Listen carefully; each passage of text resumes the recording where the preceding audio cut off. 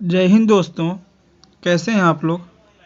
आशा करते हैं कि आप लोग अच्छे से होंगे।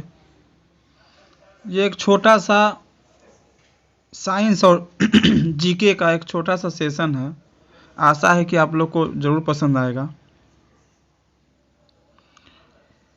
तो शुरू करते हैं। आज का पहला क्वेश्चन है, इथाइल अल्कोहल किस ताप पर जमता है?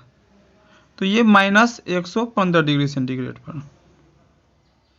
इथाइल अल्कोहल किस ताप पर जमता है? तो -115 डिग्री सेंटीग्रेड पर। और पूछेंगे इथाइल अल्कोहल किस ताप पर बॉयल होता है, यानी इसका क्वथनांक कितना है? तो 78 डिग्री सेंटीग्रेड। पृथ्वी का वायुमंडल किस विधि द्वारा गर्म होता है? तो संवहन विधि द्वारा। पृथ्वी का वायुमंडल किस विधि द्वारा गर्म होता है? तो संवहन विधि द्वारा। कार का रेडिएटर किस सिद्धांत पर काम करता है? तो संवहन विधि द्वारा। याद रखिएगा। सर्वप्रथम जैव विविधता शब्द का प्रयोग किसने किया? तो वाल्टर जी रोजन ने। जैव विविधता शब्द का प्रयोग सर्वप्रथम वाल्टर जी रोजन ने किया। एम स्ट्राइप्स शब्द किससे संबंधित है? तो टाइगर के आरक्षण से है। एम स्ट्राइप्स शब्द टाइगर के आरक्षण से संबंधित है। कौन सी औषधि गिद्धों की संख्या में कमी के लिए उत्तरदायी है? तो ये डाइक्लोफेनेक सोडियम है। कौन सी औषधि गिद्धों की संख्या में कमी के लिए उत्तरदायी है? तो डाइक्लोफेनेक सोडियम। रेड पांडा का लैटिन नाम क्या है? तो एलुरस फुल्गेंस। रेड पांडा का लैटिन नाम क्या है? तो एलुरस फुल्गेंस। 7वां सवाल है, संथाल विद्रोह के समय संथालों ने किस अंग्रेज कमांडर को हराया? तो मेजर बारो। संथाल विद्रोह के समय संथालों ने किस अंग्रेज कमांडर को हराया? तो मेजर बारो को। संथाल विद्रोह कब हुआ? तो 1855 में। और इसका नेतृत्व किसने किया? तो सिद्धू और कान्हू ने। चर्बी वाले कारतूस से चलने वाली एनफील्ड राइफल कब शामिल हुई? तो दिसंबर 1856 में। और ये विद्रोह पूरा, माफ कीजिएगा, इसी कारण यह विद्रोह 1857 में पूरे देश में शुरू हो गया। और इसमें सबसे पहले शहीद हुए मंगल पांडे, आप लोग जानते होंगे। नेक्स्ट है, रामकृष्ण परमहंस की पत्नी का क्या नाम था? तो शारदा मणि। रामकृष्ण परमहंस की पत्नी का नाम क्या था? तो शारदा मणि। इसी रामकृष्ण परमहंस के एक परम शिष्य थे जिनका नाम विवेकानंद था, स्वामी विवेकानंद। अखिल भारतीय व्यापार संघ कांग्रेस एटक की स्थापना कब हुई? तो 1920 में। अखिल भारतीय व्यापार संघ कांग्रेस की स्थापना 1920 में हुई। और इसी संस्था के प्रथम अध्यक्ष लाला लाजपत राय थे। गांधी इरविन समझौता के हस्ताक्षरित होने में किसने महत्वपूर्ण भूमिका निभाई? तो तेज बहादुर सप्रू। गांधी इरविन समझौता के हस्ताक्षरित होने में किसने महत्वपूर्ण भूमिका निभाई? तो तेज बहादुर सप्रू ने। कौन सा अखबार मुख्यतः उदारवादियों की नीतियों का प्रचारक था? तो लीडर। कौन सा अखबार मुख्यतः उदारवादियों की नीतियों का प्रचारक था? तो लीडर। और लीडर के संपादक कौन है? तो मदन मोहन मालवीय। स्विमिंग पूल में तैरने से त्वचा में जलन की अनुभूति किसके कारण होती है? तो क्लोरीन के कारण। क्लोरीन का परमाणु संख्या 17 है। और क्लोरीन का प्रयोग हम लोग पानी को यानी जल को शुद्ध करने में भी करते हैं। सर्वाधिक द्वीपों वाला देश कौन सा है? तो इंडोनेशिया।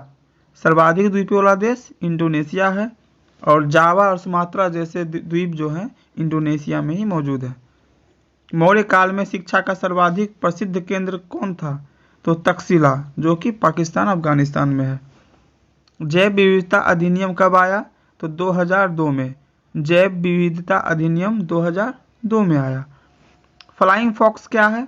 तो एक चमगादड़ की प्रजाति है। फ्लाइंग फॉक्स एक चमगादड़ की प्रजाति है। हॉट स्पॉट शब्द का सर्वप्रथम प्रयोग किसने किया? तो नॉर्मन मेयर्स ने किया। यहाँ लिखा हुआ नहीं है, ध्यान देंगे अच्छे से। हॉट स्पॉट शब्द का सर्वप्रथम प्रयोग किसने किया? तो नॉर्मन मेयर्स ने किया। हमारे देश में 4 हॉट स्पॉट हैं, याद रखेंगे। एक है पश्चिमी घाट, दूसरा है पूर्वी हिमालय, तीसरा है इंडो बर्मा क्षेत्र, और चौथा है सुंडालैंड जो कि अंडमान निकोबार में है। शक्कर के किण्वन से क्या बनता है? तो इथाइल अल्कोहल। शक्कर किण्वन से इथाइल अल्कोहल बनता है। और जो अल्कोहल हम लोग पीते हैं यानी पेय में यूज होता है तो उसका भी नाम एथाइल अल्कोहल ही है। अलाउद्दीन खिलजी के आक्रमण के समय देवगिरी का शासक कौन था? तो रामचंद्र देव। अलाउद्दीन खिलजी के आक्रमण के समय देवगिरी का शासक रामचंद्र देव था। कृषि की शुरुआत संभवतः कब हुई? तो 7000 ईस्वी के आसपास। कृषि की शुरुआत 7000 ईस्वी के आसपास शुरू हुई। हमारे देश के किस राष्ट्रपति ने सियाचिन ग्लेशियर का प्रथम बार दौरा किया? तो डॉक्टर APJ अब्दुल कलाम। हमारे देश के एक राष्ट्रपति जिनका नाम APJ अब्दुल कलाम था वो सियाचिन ग्लेशियर का प्रथम बार दौरा किए। इन्हीं को मिसाइल मैन ऑफ इंडिया कहा जाता है। शिक्षा जो राज्य सूची का विषय था समवर्ती सूची में किस संशोधन द्वारा स्थानांतरित किया गया? तो ये 42वां संशोधन में शिक्षा को समवर्ती सूची में संशोधन करके स्थानांतरित किया गया। अभी समवर्ती सूची में टोटल 52 विषय हैं। स्वतंत्र भारत का प्रथम गवर्नर जनरल कौन था? तो लॉर्ड माउंटबेटन। मुगल प्रशासन में मुहतसिब क्या था? तो लोक आचरण अधिकारी। मुगल प्रशासन में मुहतसिब लोक आचरण अधिकारी था। कौन सा कृमि त्वचा को पार कर आंतों में प्रवेश कर जाती है? तो फीता कृमि, जिसे हम लोग टेपवर्म भी बोलते हैं। कौन सा कृमि त्वचा को पार कर आंतों में प्रवेश कर जाती है? तो फीता कृमि, और ये एक परजीवी है। जल में जैव रासायनिक ऑक्सीजन भाग की अधिकतम मात्रा कितनी होनी चाहिए? तो 3 मिलीग्राम प्रति लीटर। एक सामान्य वयस्क पुरुष में कितना हीमोग्लोबिन होता है? तो 100 ग्राम ब्लड में 14 ग्राम हीमोग्लोबिन होता है। 100 ग्राम ब्लड में 14 ग्राम हीमोग्लोबिन एक स्वस्थ पुरुष में होता है। आहार नाल सामान्यतया किसका बड़ा होता है? तो मांसाहारियों का, और ये शाकाहारियों की अपेक्षा इसका यानी मांसाहारियों का आहार नाल बड़ा होता है। विश्व प्रसिद्ध पुरी स्थित जगन्नाथ मंदिर का निर्माण किसने करवाया? तो चोड़ गंगदेव ने। जगन्नाथ मंदिर का निर्माण चोड़ गंगदेव ने करवाया। तारीख मुबारक शाही के लेखक याहिया सरहिंदी किसके शासनकाल में था? तो सैयद वंश। याहिया सरहिंदी लेखक किसके शासनकाल में था? तो सैयद वंश। और पूछेंगे कि सैयद वंश का कौन सा राजा था? तो ये मुबारक शाह था। अश्वमेध यज्ञ का आयोजन किसने किया था? तो समुद्रगुप्त ने। अश्वमेध यज्ञ का आयोजन समुद्रगुप्त ने करवाया। तुगलक वंश का अंतिम शासक कौन था?